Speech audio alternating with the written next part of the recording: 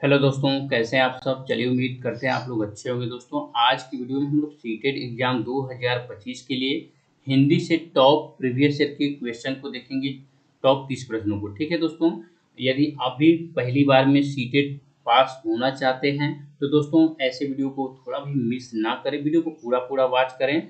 और वीडियो पसंद आए तो दोस्तों वीडियो को ज़्यादा से ज़्यादा शेयर करें। ठीक है, तो चलिए हम लोग प्रश्नों की शुरुआत करते हैं। यदि आप हमारे चैनल पर नए हैं तो चैनल को जरूर सब्सक्राइब कर लें ताकि हमारा हर एक आने वाला वीडियो सबसे पहले आप तक पहुंचे। और जितना भी मैंने पिछला वीडियो डाला हुआ है उन सभी का डिस्क्रिप्शन बॉक्स में आपको लिंक मिल जाएगा, आप वहाँ पे जाके देख सकते हैं। सीडीपी और एसएसटी सभी जो है कि सभी सब्जेक्ट का वीडियो वहाँ पे डाला हुआ है। ठीक है, तो चलिए प्रश्न की शुरुआत करते हैं। यहाँ पे हिंदी से आज की वीडियो में हम टोटल 30 प्रश्नों को देखेंगे। ठीक है, यहाँ पे बोला है कि कुछ निर्देश दिए गए हैं, इसको पढ़ करके ठीक है आपको सवाल का जवाब देना है। तो चलिए हम लोग पढ़ना स्टार्ट करते हैं। सदियों की जो है कि उठी बुझी राख, सुख बुगा उठी मिट्टी, सोने का ताज पहन इठलाती है। दो राह समय के रथ का जो है कि घर घर नाद, सुनो सिंहासन वाली करो की जनता आती है जनता, हाँ मिट्टी की अबोध मूर्तें, वही जाड़े पाले की कसक सदा सहन वाली, जब अंग अंग में जो है कि सांप भूत चुस रहे हैं तब न कभी मुंह खोल दर्द कहने वाली। ठीक है, चलिए इसको पढ़ना स्टार्ट करते हैं हम लोग। तो सवाल नंबर 1 स्क्रीन पे आपके सामने आ चुका है। सवाल नंबर आज का 1 है, काव्य में किस जनता की ओर संकेत किया गया है। दोस्तों ऑप्शन कुछ इस प्रकार आपके सामने दिया हुआ है, जो खेतों खलिहानों कारखानों में काम करते हैं, यही हमारा राइट आंसर हो जाएगा। ठीक है, चलिए नेक्स्ट क्वेश्चन है, समय के रथ का घर घर नाद सुनो, पंक्ति का आशय है, यानी आशय क्या है दोस्तों ये आपको बताना है। ऑप्शन हैं कुछ इस प्रकार आपके सामने, समय कोलाहल कर रहा है, या समय ने युद्ध नाच बजा दिया है, या अब समय बदल रहा है। तो दोस्तों अब समय बदल रहा है, बिल्कुल राइट आंसर हो जाएगा। ठीक है, क्योंकि ये बोल रहा है कि घर घर नाद सुनो, पंक्ति का क्या आशय है, फिर घर घर नाद सुनो, यानी अब समय क्या हो रहा है, बदल रहा है। चलिए नेक्स्ट क्वेश्चन है, सवाल नंबर आज का तीसरा, सिंहासन खाली करो कि जनता आती है, पंक्ति का भाव क्या है दोस्तों ये आपको बताना। ऑप्शन जो है कि कुछ इस प्रकार है आपके सामने, सारी जनता अब सिंहासन पर ही बैठेगी, राजतंत्र के विरुद्ध लोकतंत्र का स्वागत। ठीक है दोस्तों, यही हम लोग का हो जाएगा, राइट आंसर हो जाएगा। चलिए अगला सवाल है, आज का सवाल नंबर 4, सामान्यतः जनता ने अब तक बहुत कष्ट सहे, इस भाव को व्यक्त करने वाली पंक्ति है। ठीक है, ऑप्शन जो है कि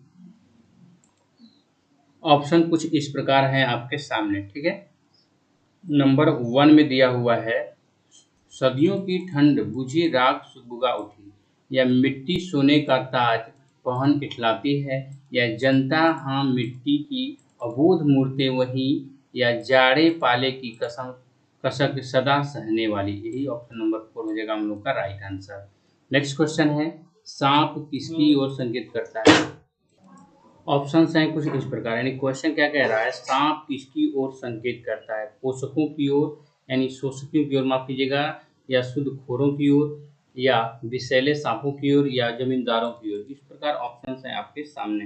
दोस्तों इसका सही जवाब हो जाएगा जो है कि शोषकों की ओर, ऑप्शन नंबर 1। नेक्स्ट क्वेश्चन है स्क्रीन पे आपके सामने, जो है कि सुगबुगा उठना का अर्थ क्या होता है। दोस्तों सुगबुगा उठना का अर्थ जो होता है, अपने हक के लिए प्रयत्नशील होना, ऑप्शन नंबर 2 इसका राइट आंसर। नेक्स्ट क्वेश्चन है, निर्देश दिया हुआ है, इसको कुछ पढ़ करके आपको कर देना है। ठीक है, तो यहाँ पे बोल रहा है कि नीचे दिए गए प्रश्नों में से सबसे सही विकल्प का चयन करना है। ठीक है, तो चलिए हम लोग यहाँ पे पढ़ते हैं। सवाल क्या है कि उच्च प्राथमिक स्तर पर भाषा शिक्षण का सर्वोपरि उद्देश्य क्या है। ठीक है, तो दोस्तों इसका ऑप्शन इस प्रकार दिया हुआ है, इसके लिए विभिन्न साहित्यिक बाधाओं यानी विधाओं का गहनतम ठीक है ज्ञान प्राप्त करना, या सरसरी तौर पर तीव्र गति से पढ़ना, या भाषा के सौंदर्य शास्त्र से परिचय करना, या निजी अनुभवों के आधार पर भाषा का सृजनशील इस्तेमाल करना। ऑप्शन नंबर 4 हमारा राइट आंसर हो जाएगा। ठीक है, निजी अनुभवों के आधार पर भाषा का सृजनशील ठीक है इस्तेमाल करना। चलिए अगला सवाल है, सुनी पढ़ी और समझी हुई भाषा को सहज और स्वाभाविक लेखन द्वारा अभिव्यक्त करने की क्षमता का विकास करने में निम्नलिखित में से कौन सहायक होता है दोस्तों। ऑप्शन जो है कि कुछ इस प्रकार दिया हुआ है आपके सामने। तो सुनी देखी पढ़ी घटना को अपने शब्दों में लिखित रूप में अभिव्यक्त करना, यही हम लोग का राइट आंसर हो जाएगा। ठीक है, चलिए अगला सवाल है, आज का सवाल नंबर 9, भाषा के संदर्भ में स्कूली जीवन का यह उच्च प्राथमिक चरण खाली स्थान और खाली स्थान और खाली स्थान की ओर संकेत करता है। किस ओर संकेत करता है दोस्तों। ऑप्शन जो है कुछ इस प्रकार दिया हुआ है आपके सामने। साहित्य, सराहना, सामाजिक या सौंदर्य बोध, साहित्य बोध, सामाजिक राजनीतिक या भाषा, साहित्यिक ऐतिहासिक या साहित्यिक बोध, या सराहना बोध या ऐतिहासिक। इस प्रकार ऑप्शन है आपके सामने। ठीक है, तो इसका अगर देखा जाए तो सौंदर्य बोध, यानी यहाँ पे हो जाएगा भाषा के संदर्भ में स्कूली जीवन का यह उच्च प्राथमिक चरण। ठीक है, सौंदर्य बोध इसमें भराएगा आपका। उसके बाद यहाँ पे कोमा है, उसके बाद यहाँ पे आपको जो है कि साहित्यिक बोध भराएगा और उसके बाद यहाँ पे सामाजिक बोध भराएगा। ठीक है, ऑप्शन नंबर 2 हो जाएगा इसका राइट आंसर। अगला सवाल है, उच्च प्राथमिक स्तर पर व्याकरण शिक्षण का उद्देश्य खाली स्थान में सहायक होगा, यानी किसमें सहायक होगा दोस्तों। ऑप्शन है कुछ इस प्रकार, तो इसका राइट आंसर हो जाएगा भाषा के नियमबद्ध प्रकृति को समझने और उसका विश्लेषण करने में। ऑप्शन नंबर 4 इसका राइट आंसर हो जाएगा। नेक्स्ट क्वेश्चन है, उच्च प्राथमिक स्तर पर हिंदी भाषा विकास के लिए कौन सी गतिविधि उपयोगी नहीं हो सकती है। ठीक है, ऑप्शन है मुहावरों के अर्थ लिखकर वाक्य बनाना, ऑप्शन नंबर 1। नेक्स्ट क्वेश्चन है, उच्च प्राथमिक स्तर पर व्याकरण शिक्षण की सर्वाधिक उचित विधि क्या है दोस्तों, ये आपको बताना है। तो इसका सही जवाब हो जाएगा आगमन विधि, ऑप्शन नंबर 4 इसका राइट आंसर। अगला सवाल है, बच्चों का भाषाई विकास सर्वाधिक रूप से किस पर निर्भर करता है दोस्तों। ठीक है, तो जो बच्चों का जो सर्वाधिक विकास होता है वो भाषा वाला, ठीक है, वो जो किस पर विकास करता है, तो दोस्तों ये जो है कि समृद्ध भाषा परिवेश पर जो है कि सर्वाधिक रूप से निर्भर करता है। ऑप्शन नंबर 4 हो जाएगा इसका राइट आंसर। अगला सवाल है, उच्च प्राथमिक स्तर पर यह जरूरी है कि बच्चे, यानी उच्च प्राथमिक स्तर पर क्या जरूरी है बच्चों के लिए, ये क्वेश्चन आपसे पूछ रहा है। ठीक है दोस्तों, ऑप्शन है कुछ इस प्रकार आपके सामने। ठीक है, भाषा के आकलन के लिए की जाने वाली सभी गतिविधियों में समान रूप से हिस्सा लें, या भाषा का अतिरिक्त अभ्यास करें और परियोजना कार्य में इंटरनेट का प्रयोग करें, या समाचार पत्र में छपी किसी खबर, लेख या कहीं कई बात पर निहितार्थ समझ सके। ऑप्शन नंबर यहाँ पे देखा जाए दोस्तों, ठीक है, तो ऑप्शन नंबर 3 इसका राइट आंसर हो जाएगा। अगला सवाल है स्क्रीन पे आपके सामने, भाषा सीखने का अर्थ उस भाषा की खाली स्थान सीखने में भी है, क्योंकि भाषा किसी भी खाली स्थान का आसन जो है कि अभिन्न हिस्सा नहीं होती है। ठीक है, अभिन्न हिस्सा होती है, माफ कीजिएगा। यहाँ पे क्वेश्चन फिर से पढ़ लेते हैं, भाषा सीखने का अर्थ उस भाषा की खाली स्थान सीखनी यानी सीखन भी है, क्योंकि भाषा किसी भी खाली स्थान का अभिन्न हिस्सा होती है दोस्तों। ऑप्शन है कुछ इस प्रकार, तो इसका देखा जाए तो भाषा सीखने का अर्थ उस भाषा की संस्कृति, ठीक है, संस्कृति, ठीक है, संस्कृति सीखना भी है, क्योंकि भाषा की किसी भी संस्कृति, इसमें भी संस्कृति ही भराएगा, संस्कृति का अभिन्न हिस्सा होती है। ऑप्शन नंबर यहाँ पे देखा जाए तो 2 हो जाएगा इसका राइट आंसर। अगला सवाल है स्क्रीन पे आपके सामने, सवाल नंबर 6, यानी 106 है सीरियल नंबर से देखा जाए तो, कक्षा 8 के बच्चों के लिए साहित्य का चयन करते समय आपके लिए क्या जानना सर्वाधिक जरूरी है दोस्तों। ऑप्शन है कुछ इस प्रकार आपके सामने, तो बच्चों की मनोवैज्ञानिक विशेषताएं और उसकी भाषा प्रयोग की क्षमता, ऑप्शन नंबर 4। नेक्स्ट क्वेश्चन है, नाटक, सिनेमा, परिचर्चा, वाद विवाद आदि बच्चों की खाली स्थान व स्वाभाविक खाली स्थान एवं खड़े स्थान प्रतिक्रिया व्यक्त करने की क्षमता होती है। ठीक है दोस्तों, ऑप्शन हैं कुछ इस प्रकार आपके सामने। स्वतंत्र मौखिक लिखित या स्वतंत्र प्रभावी सांस्कृतिक, ठीक है, संस्कृत निष्ठ या मानक सहज प्रभावी या मानक प्रभावी संस्कृति निष्ठ। इस प्रकार ऑप्शन है आपके सामने। दोस्तों इसका राइट आंसर हो जाएगा, अगर देखा जाए तो इसमें जो है कि संस्कृत स्वतंत्र भराएगा, उसके बाद मौखिक, उसके बाद इसमें लिखित। ऑप्शन नंबर 1 इसका राइट आंसर। अगला सवाल है, हमारे अनुभवों को आकार देने में भाषा की महत्वपूर्ण भूमिका क्या होती है? ठीक है, यानी भूमिका होती है, इसका शैक्षिक निहितार्थ यह है कि भाषा की कक्षा में। ऑप्शन जो है कि कुछ इस प्रकार दिया हुआ है आपके सामने दोस्तों। तो डायरी लेखन पर जोर दिया जाए ताकि लेखन परिपक्व बन सके। नहीं, बच्चों को विविध संदर्भों में अनुभव करने और विविध अनुभवों से स्वयं को जोड़ने के अवसर दिए जाए। ऑप्शन नंबर 2 इसका राइट आंसर। अगला सवाल है स्क्रीन पे आपके सामने। मुंदिता 8वीं कक्षा में हिंदी भाषा जो है कि पढ़ाती है। कविता के भाव के बारे में बातचीत करते समय आप उन्हें किस बात के प्रति सचेत रहने को सलाह देंगे?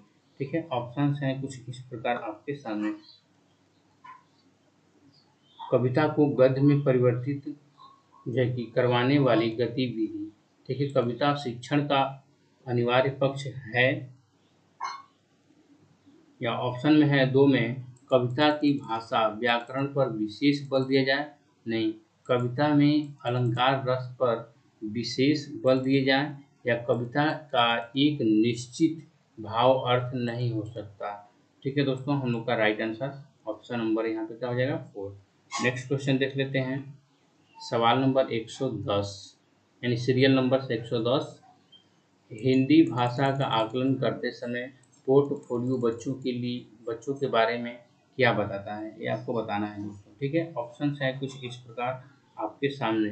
तो उनकी प्रगति में माता पिता की भूमिका कैसी होती है, या उनकी प्रगति में शिक्षकों की भूमिका कितनी है, या वे क्या जानते हैं, या क्रमशः उनकी प्रगति किस प्रकार हो रही है। यही हम लोग का राइट आंसर हो जाएगा।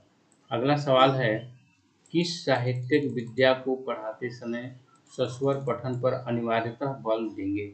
आत्मकथा, एकांकी, जीवनी या यात्रा वृत्तांत। इस प्रकार ऑप्शन हैं आपके सामने।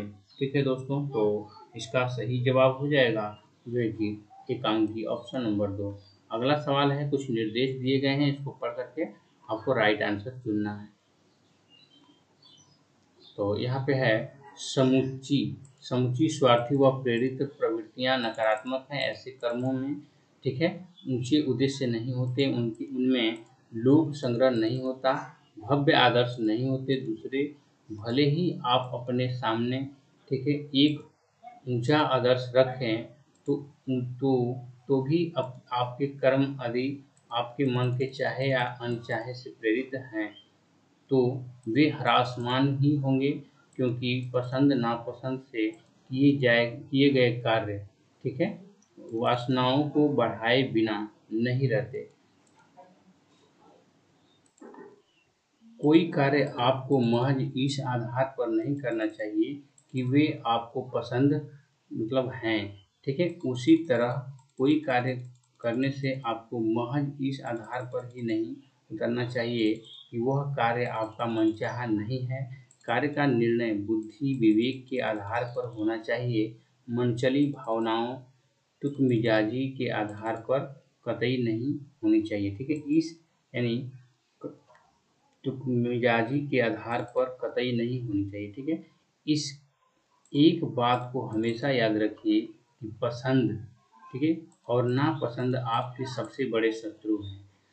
आप इन्हें पहचानने यानी पहचानते तक नहीं हैं, उल्टे आप इन्हें पाल पोस कर जो कि दुलारते हैं। वे तो क्षण आपकी हानि व ह्रास करने पर ही तुले हैं। इनसे निपटने का व्यवहारिक मार्ग है यह है कि अपनी रुचि और अरुचि का विश्लेषण करें। ऑप्शन जो है कि कुछ इस प्रकार दिया हुआ है आपके सामने, सवाल और ऑप्शन। ठीक है, सवाल नंबर है 112, कैसी प्रवृत्तियां नकारात्मक हैं? ऑप्शन जो है कि कुछ इस प्रकार हैं आपके सामने, जिनमें अह और स्वयं यानी स्वहित का भाव हो। ठीक है, ऑप्शन नंबर 2 हो जाएगा इसका राइट आंसर। अगला सवाल है,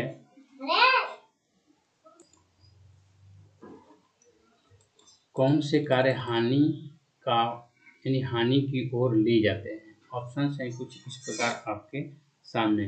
तो दोस्तों जो अपनी पसंद नापसंद के आधार पर किए जाते हैं, ऑप्शन नंबर 4। अगला सवाल है, इस गंधांश में किस प्रकार के कार्यों का समर्थन किया गया है।